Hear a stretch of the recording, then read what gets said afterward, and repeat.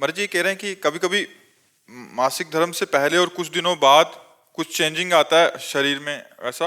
तो कह रहे हैं कि काम की अनुभूति होती है महाराज जी, मतलब उसको फिर मेरे जीवन में कोई पुरुष नहीं है, फिर मैं इतना ज्यादा समस्या हो जाती है कि नींद खुलते ही फिर क्रिया हो जाती है, फिर मतलब ये पूरा उसका सिद्धांत भी है, यह है कि मासिक धर्म के एक सप्ताह के बाद जब पवित्र होती है स्त्री तो उसको वेदना होती है, और सिद्धांत भी है। तो अब उसको सहना पड़ेगा। जब पति नहीं है तो व्यभिचार की आज्ञा तो शास्त्र देता नहीं है। फिर राधा राधा राधा राधा रटकर ब्रह्मचर्य धारण करना चाहिए, ब्रह्मचर्य की भावना पुष्ट करनी चाहिए। अब इधर अपने जीवन को इस तरह से बर्बाद करने से तो कोई लाभ मिलेगा नहीं। अगर हम अन्य प्रक्रियाओं को स्वीकार करते हैं तो वो सब निषेध ही हैं, वो हमारे जीवन को नष्ट ही करेंगी। तो हमें लगता है कि या तो पुरुष का वरण कर ले, किसी सदपुरुष का वरण कर ले और अपनी गृहस्थ धर्म से रहे, और या फिर उसको सहन करके ब्रह्मचारी बना रहे। ऐसा नहीं है कि हमारे अंदर जैसा आवेश आया, वेग आया, हम वैसे ही कर लें। फिर तो हम में और पशु में अंतर क्या रह गया? हम मनुष्य हैं, वेग आता है, राधा राधा राधा राधा, शांत भाव, कोई क्रिया नहीं करनी, कोई बस 2-4 दिन में शांत हो गया। अगर हम अभ्यास करें तो 2 मिनट में शांत हो जाए। ठीक तब होता है जब ज्ञान हो जाता है। तो खूब भजन करो, ब्रह्मचर्य से रहो, भगवान से रो, कोई इधर उधर की क्रियाएं मत करो। और आजकल जैसे व्यवहार हो रहे हैं कि आज इस पुरुष से कल उस पुरुष से, ये मतलब बहुत गंदी बात है और इससे दुर्गति प्राप्त हो जाएगी। इसमें धर्म नहीं है, बिल्कुल पाप ही पाप आचरण है। बहुत संभल के, बहुत सावधानी से कदम बढ़ाओ, जिंदगी कहीं खतरे में ना पड़ जाए।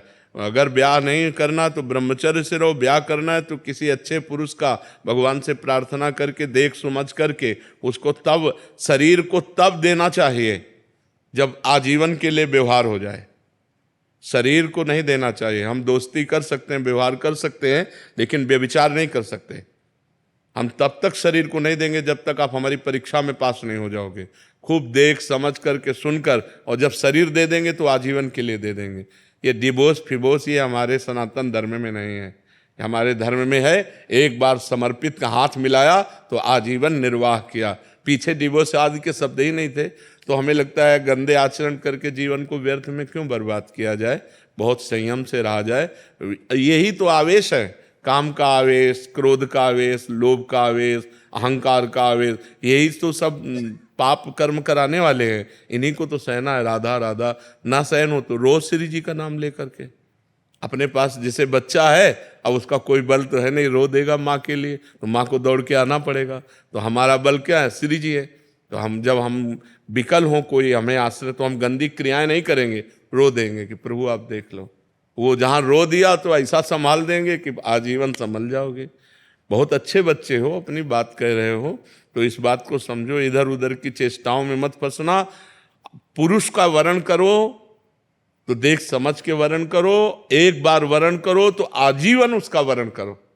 ये जो आजकल चल रहा है ना, बहुत गंदा चल रहा है, बहुत गंदा चल रहा है। लिव इन रिलेशन, ये सब बहुत गंदा चल रहा है। ये हमारा धर्म नहीं कहता है। बहुत सावधानी से चलो बच्चा, जीवन बहुत कीमती है, इसमें भगवान की प्राप्ति हो जाए, ये बहुत उत्तम बात है। आपने अपनी मन की व्यथा कही हिम्मत करके सबके बीच में, इसलिए हम आपको प्रणाम करते हैं। बस आप अपने संयम से रहना, कोई चेष्टा इधर उधर मत करना, वो धीरे धीरे शांत हो जाए।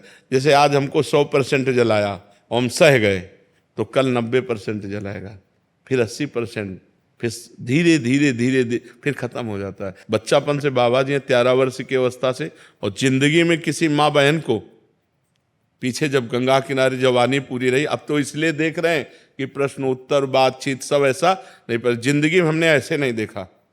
छूना, बातचीत करना, मिलना तो बात जाने दो, ऐसे नहीं देखा, फेस टू फेस नहीं देखा।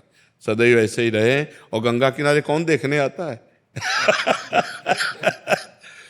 खाना तो मिलता नहीं था, रहने का ठिकाना नहीं, गर्मी सर्दी बरसात 20 वर्ष ऐसे काटे।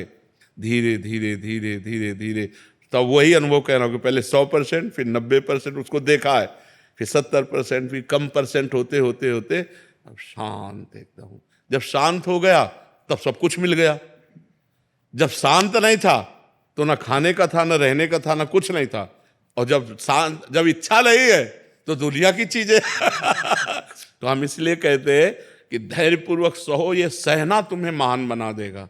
गलत आचरण में मत उतरना, ये सबके जीवन में रहता है, कोई ऐसा यहाँ पैदा ही नहीं हुआ भगवान या भगवान के महान भागवतों के सिवा जिसको काम क्रोध ने अपनी चपेट में ना लिया हो।